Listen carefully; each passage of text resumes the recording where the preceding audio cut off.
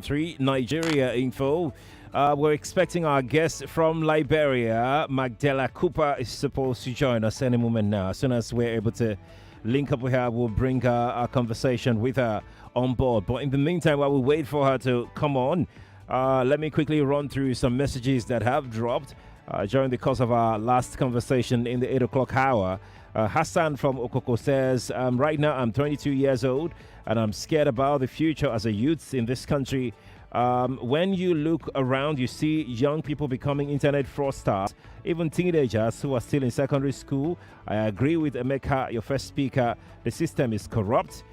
For example, if I should forward my admission screening report from last week to you right now, you will be clueless why I was not admitted. And I don't want to do anything illegal. It is frustrating, that's Hassan from Okoko who dropped that. Hassan, thank you for sharing your thoughts. And I do feel, what you're feeling right now. Because, look, it's one thing to love a country. It's another thing for the country to show that the country cares about you, about your dream, about your future. So I do agree with you completely on your feelings towards the country. All right. But one thing we must all do is not to lose hope, not to give up.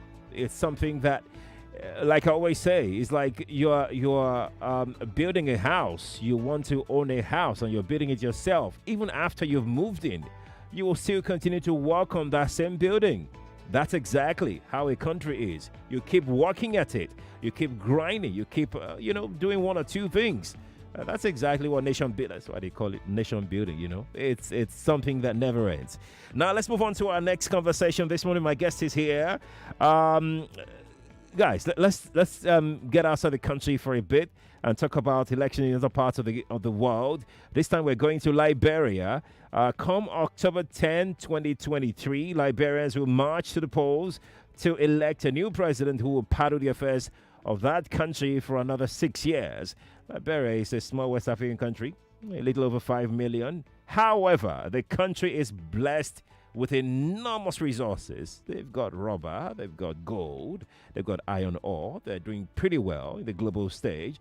But since the return to democracy, though, Liberians, young, old, they've continued to yearn for good governance. Now, in October, their leaders will be going to the ballot to go ask for people's mandate. They include Nathaniel Barnes, Clarence Moniba, Joseph Bokai, Alexander Cummings Jr. They have Judge Ware, the current president, who is also seeking re-election. My guest this morning is a politician. She's a philanthropist. MacDella Cooper joins us via Skype, via Zoom this morning, and we'll be delving deeper into these situations in Liberia. Ms. Cooper, good morning to you, and thank you for joining us. Good morning, Sharif. It's good to be here with you. It's good to have you here. It's good to have you here. Let's start this way, right? Because of time, I just want to dive in. You founded the MacDella Cooper Foundation. The MCF Correct. Academy is also their tuition-free boarding school. You also have the STEAM Academy for girls. You've saved many lives through these intervention foundations and programs and what you have.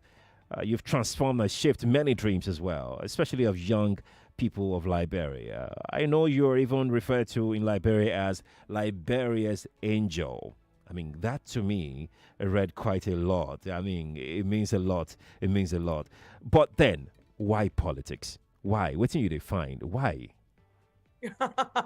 I love it. I have to brushing up on my Nigerian colloquy. Well, Sharif, look, I was a young woman. After university, got a lucrative job. But first, let me go all the way back to my formative years. I was born in a small village, and by the 80s, I moved to Monrovia to finally live with my mom, who had then gone back to school. She had 3 kids at 18, went back to school and made something of herself and got married to a nice gentleman and went back to the village and fetched my 2 brothers and I brothers for to live with her finally in Monrovia. And so for the first time, a village girl came from the interior to Monrovia. The kids made fun of me in school, but I started to see the differences in life, right? Life in a village, life in the capital, Monrovia. And it wasn't long after that, a civil war erupted in Liberia, and I had to flee into exile. And I was a refugee in West Africa from the time I was 13 to the time I was about 16. And some group of Americans picked us up and carried us to the United States, where I was reunited with my mother, who then fled with my 3 younger brothers, leaving my father in Liberia and was killed during the war. Oh. This is all part of the evolution as to why I'm a politician today. And witnessing my country go from a place of normalcy, coming from the interior, looking at Monrovia, the lifestyle, the education system, how different it was from the life I live in the villages, which had barely running water, schools, and anything, hospitals. But life in Monrovia was much better. And then we were forced into exile. And that changed my perspective. Now, 1993, I got an immigration visa to go to the United States. I see a new system in the United States, schools, hospitals, even for the poor living in the ghettos of America. And I got a full academic scholarship to go to any college of my choice because I did very well, considering the fact that I was a refugee from West Africa. I was a Black woman living in the ghettos of America, but because I performed academically well, I got a full-on scholarship to go to any college of my choice. And so, of course, I selected to go to the College of New Jersey, where I got my 4-year degree. I was recruited out of college, even before I graduated, by a corporate firm that paid me a lot of money for my skills. And when I watched all of this, I was too young at the time. I graduated college at 23. I decided to go back to Liberia and create a foundation called the MacDella Foundation, which you just mentioned. But you see, charity, I realized, even with the foundation and its success, I realized that charity is a short-term solution to our long-term national problems. We cannot and must not use aid and charity to run our nations. And so it was inevitable I was going to go into politics to change the policies and not just put the right policies on books, but make sure they're being utilized. And so I ran for office, fighting to put the right policies in place, policies around economy, education, healthcare, and that's why I'm here today. As a matter of fact, I heard that you were to run for office again this year, but then you stepped down. I sure did. I did. It made sense. I'm a person who likes numbers. When we declare our intentions to run in this year's presidential election, now, mind you, in 2017, I was the only woman running for the presidency amongst 19 male candidates. I did very well. Came number 7 amongst 20 candidates.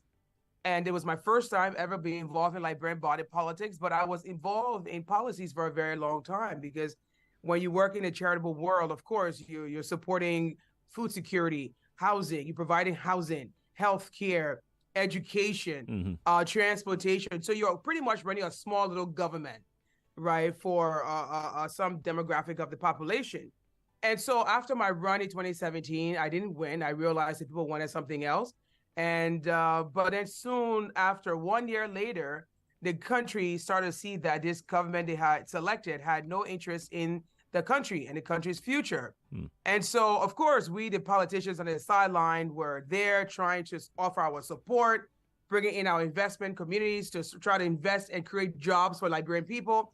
But we were rejected. Every solution we brought to our nation's problem was rejected by this administration. It just showed that they had no interest in the development of the nation. And so we had to sit on the sidelines for 6 years and watch an incompetent government sit in power with the lives being destroyed. Everything we have developed over the years was just fading away. And so we're just waiting for the ballot boxes to go back to the table. So when I declared my intention to run, but one thing I wanted to know, as I mentioned, I'm a numbers person. I wanted to know my chances of the win. Okay. And we had the former Vice President, Joseph Nyuma Boakai, a wonderful father figure to all of us in this country, and uncle to some. We call him Uncle Joe. Joseph Boakai had the numbers to get the win. Granted, he gets the right support behind him. He became the choice of the people because he was the number 2 candidate in the second round. Okay. But people said they wanted George Weah. He was a footballer. He was going to bring the community together, the global community, to come and support Liberia. And none of those things happened. And so the people said, we're going to take the next best thing. And so they decided to go for Joseph Yima Boakai. And I decided, you know what? Politics can be a selfish game, but it doesn't always have to be a selfish game. Right. And so I decided to throw my support behind Joseph Yima Boakai to get the win so that Liberia can move in the right direction. In 2017, Ms. Cooper, President Weah defeated Boakai by wide margin, 720,000 to 451,000. Putting that in proper perspective, that's about 61% to 38%. At that time, the people of Liberia were tired of President Johnson Sirleaf. And we all know that, Vice President Boakai was there for 8 years. And then they voted against him when he decided to run. What is the assurance this time? I mean, I'm asking, why do you think Liberians will change their mind this time? Well, it's the Liberian people who have decided to no longer want George Weah as president because he didn't fulfill any of the promises he came in with.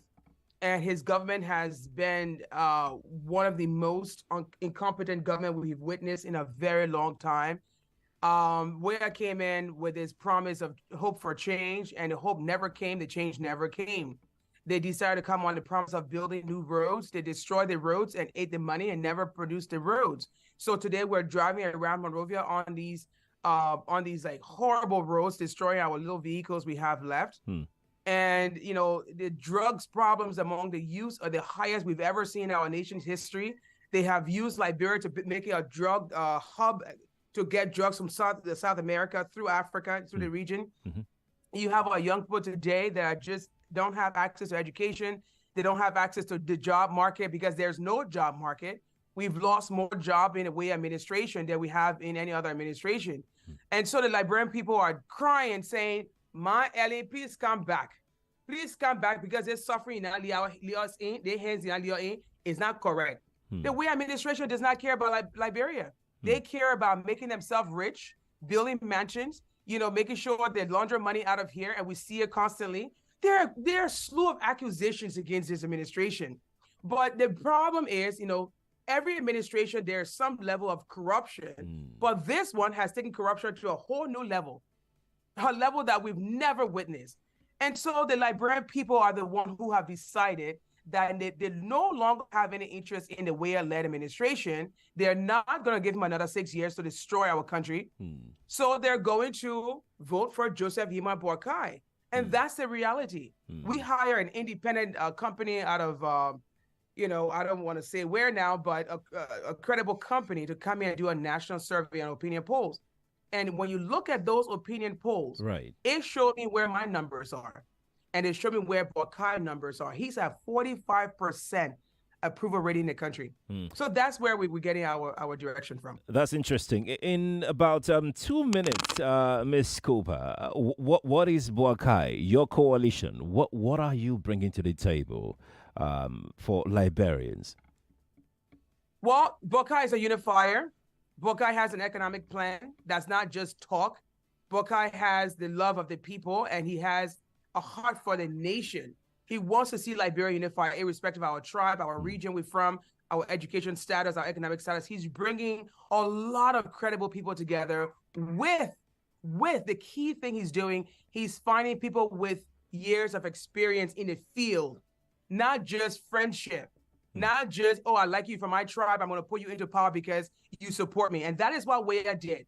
Weah took all of his incompetent friends that had no experience, no education, and put them in places of authority, and they have no clue what to do, so they're just enriching themselves. So Boakai brings a plan for the Liberian people. Ms. MacDella Cooper, thank you so much for joining me on the show this morning. It's been wonderful. I wish you guys best of luck in October 10. On October 10, when you'll be filing out to go vote your preferred candidate. Best of luck to you. Thank you so much. Lagos, that's our show this morning. Thank you. But we're not done yet still, because we still have one more conversation to go, and that is with budgets.